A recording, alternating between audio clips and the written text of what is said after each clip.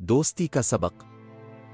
एक गांव की कहानी है जहां सब लोग अपनी जिंदगी में मसरूफ रहते हैं, लेकिन एक बूढ़ा आदमी जिसका नाम रहमत चचा है अक्सर अकेला होता है। रहमत चचा गांव के पुराने लोगों में से हैं और अपनी उम्र की वजह से अब मजदूरी का काम नहीं कर सकते।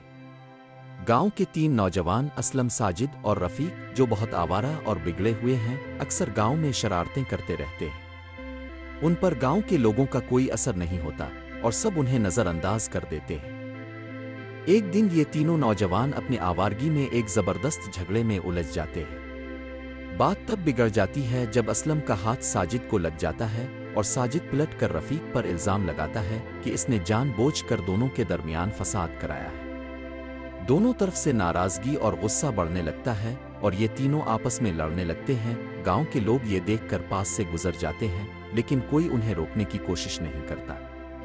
तभी एक बुजुर्ग आवाज उन तीनों के बीच आती है। ये रहमत चचा होते हैं। वो धीरज और सुकून के साथ उनकी तरफ बढ़ते हैं और अपनी आवाज में कहते हैं, बच्चों, ये लड़ाई तुम्हें कहीं नहीं ले जाएगी। तुम्हारी दोस्ती तो इतनी मजबूत थी, क्या एक छोटी सी बात इसे तबाह कर देगी?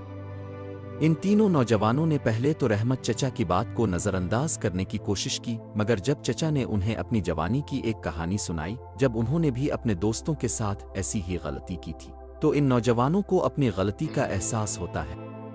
रहमत चचा की दानिशमंदी और प्यार भरी बातें उनके दिलों को बदलने लगती है। उन्होंने आपस में मुआफी मांगी, दोस्ती को फिर से ताज़ा किया और एक दूसरे के मददगार बनने का वादा किया। रहमत चचा की नसीहत उनके लिए जिंदगी का सबक बन गई और उन्होंने अपनी आगे की जिंदगी एक नई सोच और दोस्ती के साथ शुरू की। ये कहानी साबित करती है कि जिंदगी के मसाइल छोटे लगते हैं जब बुजुर्गों की दानिशमंदी और मोहब्बत हमारी रहनुमाई करती है। अगर आपको ये कहानी पसंद आई है तो सब्सक्राइब करो और लाइक करो, क्योंकि आगे भी आपको अच्छी अच्छी कहानियां मिल सके। शुक्रिया।